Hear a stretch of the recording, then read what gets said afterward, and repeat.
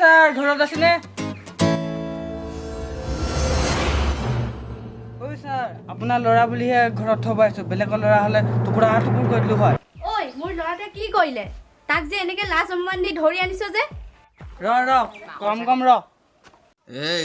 এই যে মোক ছাৰ ই মোৰ ঘৰতে মাল খাই মোৰ ভণ্টিটোৰ গাতে হাত দিছে। ই আমাৰ ঘৰত মাল খোৱা 500 টকা দিব আছে, এদিন দিম সিদিন দিম কৰি দিয়াই নাই, আজি আকৌ এইটো কাম কৰি দিছে। ছাৰ সঁচা কৈছোঁ, ই আপোনাৰ ল'ৰা নোহোৱা হ'লে বাপৰে বাপ কি ইমান সাহস।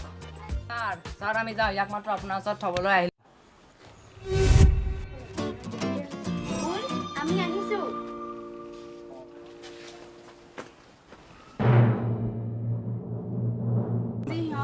ভালকে দিমেহে।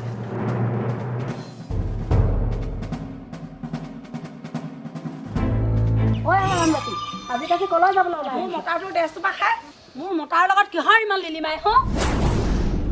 তোৰ জীয়েৰে ক'ত উলিয়ান মাক জীয়েৰৰ কিমান লগত হলি গ'ল নাজানো বুলি ভাবিছা নি তহঁতি? তোৰ জীয়েৰে বা মোৰ ল'ৰাটো মোৰ খাবলৈ আহিছে, অজলা ল'ৰাটোৰ পৰা টকা পইচা আনি শেষ কৰি দিলে এজনীয়ে। ঐ হাৰামি, মোৰ মতাৰ লগত এইবাৰ হলি গলি কৰিবি হো। হাৰামজাদি হাৰামজাদি তই মিটিঙলৈ যাওঁ নে অইন ক'ৰবাত কিবা কৰিবলৈ যাওঁ? চাই ল'বি, আজিৰ পৰা যদি মোৰ মতাৰ লগত কিবা কথা ওলাই পিতেৰৰ দৰে তোকো মই চেণ্ডেলৰ মালা পিন্ধাই গোটেই গাঁও ঘূৰাম। ঐ তোৰ জীয়েকো কৈ দিবি মোৰ ল'ৰাৰ লগত আজি পৰা লিলিমাই নকৰিবলৈ। মাক জীয়েক পিতেক তিনিটাকে একেলগে গাঁও ঘূৰাম। অঁ কৈ দিছোঁ।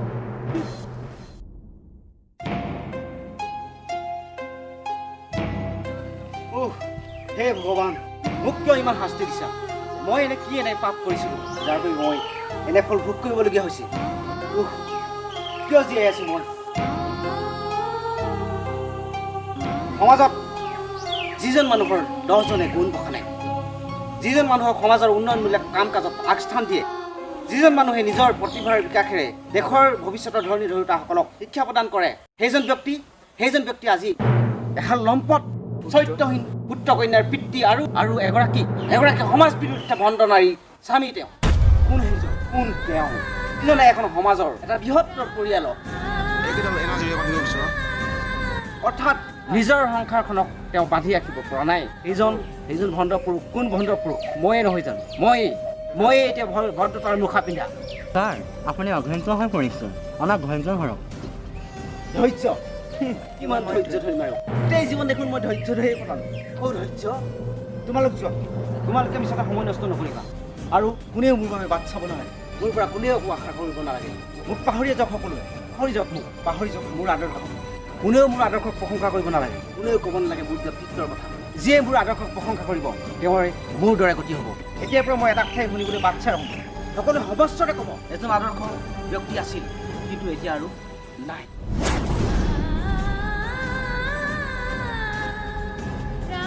দেউতা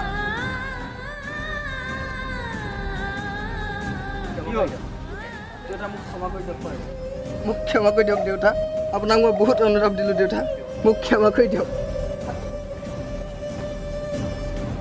পাৰে যদি মোকো ক্ষমা কৰি দিব।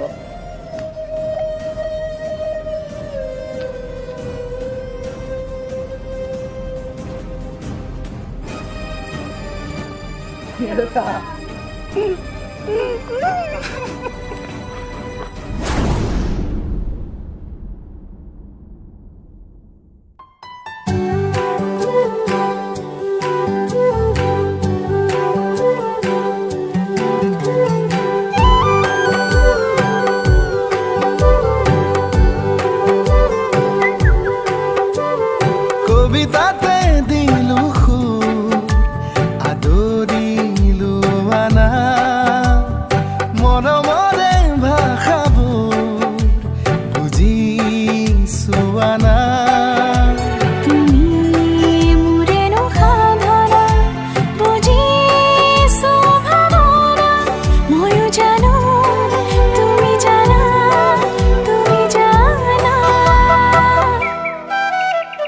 কবিতাতে দিলো সুৰ, আদৰিলো মানা, মৰমৰে ভাষাবোৰ বুজিছো আনা।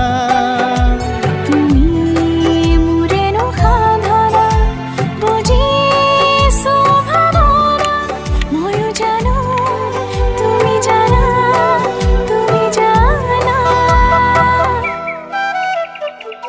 কবিতা